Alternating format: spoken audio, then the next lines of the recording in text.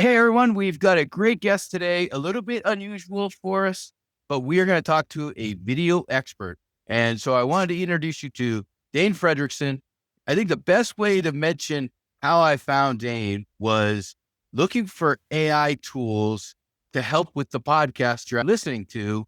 You can do a lot with AI, but there's a lot of things you can't do unless you have a really big team.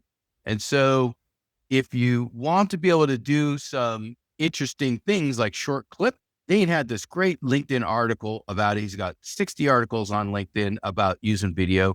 So I wanted to bring on Dane, talk to you guys about how you can use video in employer branding with some great tips. So Dane, give us a little background about yourself and some of the tips that we were talking about in the green room. Yeah, absolutely. Thanks for having me on, Jonathan. Glad to be a part of this. And for me, this is exciting because I've always been behind the camera. I've been in video production for 30 years. I never wanted to be on camera, but we're at that moment now where you can either take advantage of this or not. And so I'm drinking my own Kool-Aid. And that's what the AI stuff is that you're talking about, is like me finally coming out from the shadows, the dark arts of making video. In 30 years, I've been in all corners of video production. I've done video editing, I've shot, I've produced, write, directed, done the whole shebang. And I've worked at National Geographic and Discovery Channel. I worked at journalism at usatoday.com. I came out to California early 2000s. I've been to tech and video games, a lot of startup kind of stuff. And I really worked with the really big companies like Google, and Twitch was a big client of mine for a long time, working in video game journalism. I've also worked with a lot of startups and everything in between. The thing that you were talking about, the AI article, is me trying to figure out what are we going to do with AI in the world of video, specifically documentary style video. This is talking about authenticity, whereas AI can do amazing images of a bear riding on a unicorn with a hot dog shooting out of its eyes. There's a place for that. But in a business context, we're really talking about trust, right? We're talking about thought leadership. We're talking about transparency. And so how do we use AI when what we're trying to show is not fake, it's real? And so really the answer to that has become, for me, is we use it in the beginning and the end of the process. There's really three classic stages to video production: pre-production, which is your planning, getting everything ready; production, which is like shooting or creating assets; and then editing, the underappreciated corner of video production where everything gets chopped up. These AI tools that we have now, like ChatGPT or Descript, which is a video editing tool, these are great tools, especially for people at the lower levels of expertise. It can take you from amateur to mid-tier pretty quick, or even beyond that in some cases. That article and the other ones I'm talking about is like, how do we use AI at the beginning and the middle of this process, but keep that very important authenticity that is so important, shortening sales cycles, building trust, familiarity. And I think one of the key points for me about how this all comes together with video and AI is there's so much content now because it's so easy to create with AI. The AI slop is a flooded marketplace. But what you may not realize is this authentic content we're talking about, like this podcast. This is our differentiator. This stands out. AI cannot fake this yet. We still know that we're people talking. When that comes through, you're getting that. And that's one of the big ideas I always talk about is let's not throw out the baby with the bathwater. Let's use AI wisely, but keep the good stuff.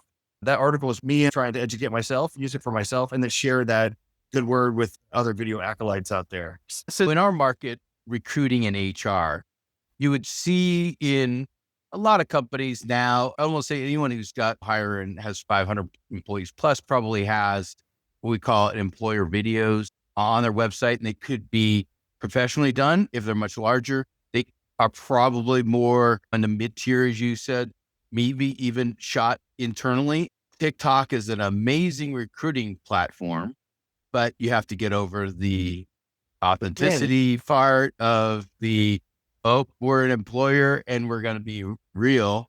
And you can't just throw 5 videos up and assume you're done with TikTok. That's not how it works.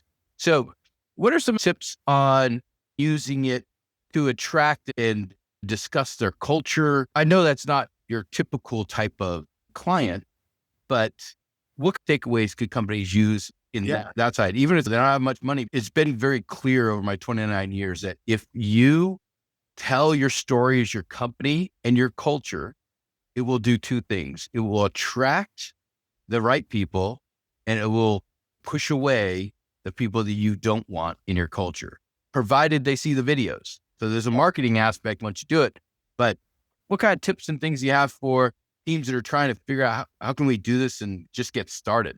Yeah, those are great points. I'm glad that you brought up the one about differentiations. If you can say that we are for this person and we're not for that person, then you mean something. And let's just demystify a couple things before we get into this. First, I would say that we have crossed into this weird world of video quality, video production values, the different marketplaces and platforms. Like LinkedIn is a different world than TikTok, but there's some overlap. You can now shoot video on your iPhone and also do amazing 4K cameras and studio shoots that are all razzle dazzle. And so let's agree that there's a place for all of it. Now, your company may not be able to do certain things. If you're a pharmaceutical company, you're probably not winging it with your video because that's got to go through legal and you're going to get sued. But for most of us, there's an argument that, hey, we're at a trade show. Let's do some behind the scenes stuff. Hey, everybody, we're here at the booth. We just met this amazing person. They had this amazing fact, wanted to share it to you. For a lot of people, that kind of content can work. But if you're doing a recruitment video, you're probably going to want to have a hero piece or a set of different videos about your company culture. And let's be honest, for a lot of companies, those videos suck, right? You're drinking your own Kool-Aid. You believe in your mission and your culture, but maybe other people don't care that much. They just want to know, what's it like? What's the real deal? I want to get past that polished layer and get to the real meat of the company culture. I want to hear authentic stuff from people that work there. I want to see the place. What do people dress like when I go work at this place? Like all those sort of things that people need to see. So I think coming back to this idea that there's a place for all of it, let's just start there and say, okay, on this recruiting journey, the candidate's journey, what are the pieces that they're going to want to see? And yeah, of course, you as a company want to say some things and let's do that. But let's also keep in mind that the kind of people that we're talking to, like I'm Gen X, boomers, Gen X, we come from a different culture, professional culture. And it's been a bit of a revolution, actually a couple. There's been a video revolution where video used to be expensive and hard to do, but now it's ubiquitous. Everyone's shooting video all the time and the platforms are moving towards that. LinkedIn is now prioritizing video. And because you can shoot it on your phone, there's a lot more of it. And then you got this other business culture revolution that's crept in with the younger generations, millennials, Gen Z, very comfortable. They grew up on camera, TikTok, YouTube. They expect to see that kind of stuff. If you don't have that for them and you're not that type of company, that's going to be a turnoff for them. So then how do you, as a boomer Gen X kind of company, give them that kind of content?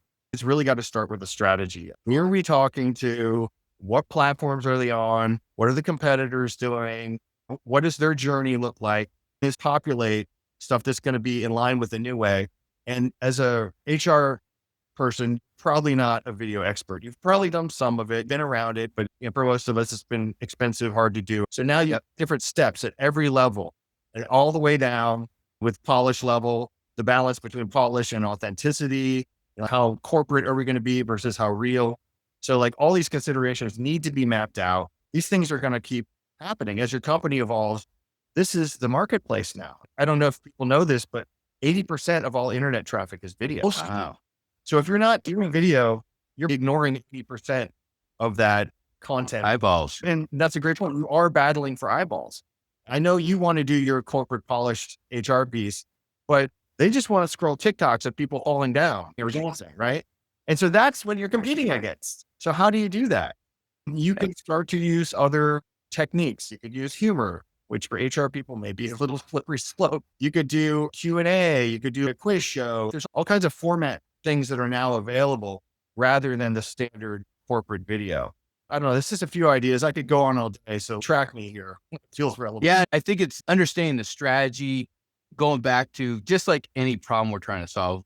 If you think it from a problem first, instead of let's get into tools where everyone wants to go, like how to fix something, especially in recruiting, what's the candidate journey? Who are they? If you're hiring millennials for different roles, if you're hiring Gen Z, different roles, you can have videos on each one, but the video content is going to be different to attract those individuals. So if you're trying to hire senior management, that's boomers and Gen Z in many cases. If you're hiring manufacturing, if you're hiring retail, it's a little bit different, right?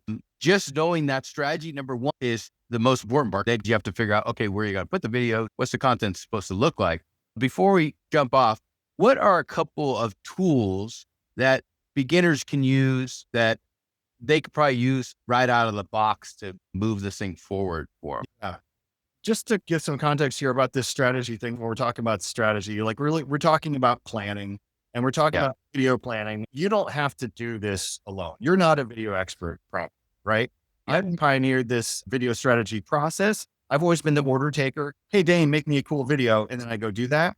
I've now done the whole work ahead of time and developed using ChatGPT a series of questions that are discovery based that tie into your business goals, your recruiting goals, like any kind of goals you want to set, who the audience is, what the platform is, and using ChatGPT as a research tool to put into the strategy framework that's aligned with all the other stuff you're doing. You've got a website plan, you've got an email plan, Yep. line all those things up. So ChatGPT or other LLMs are great resources.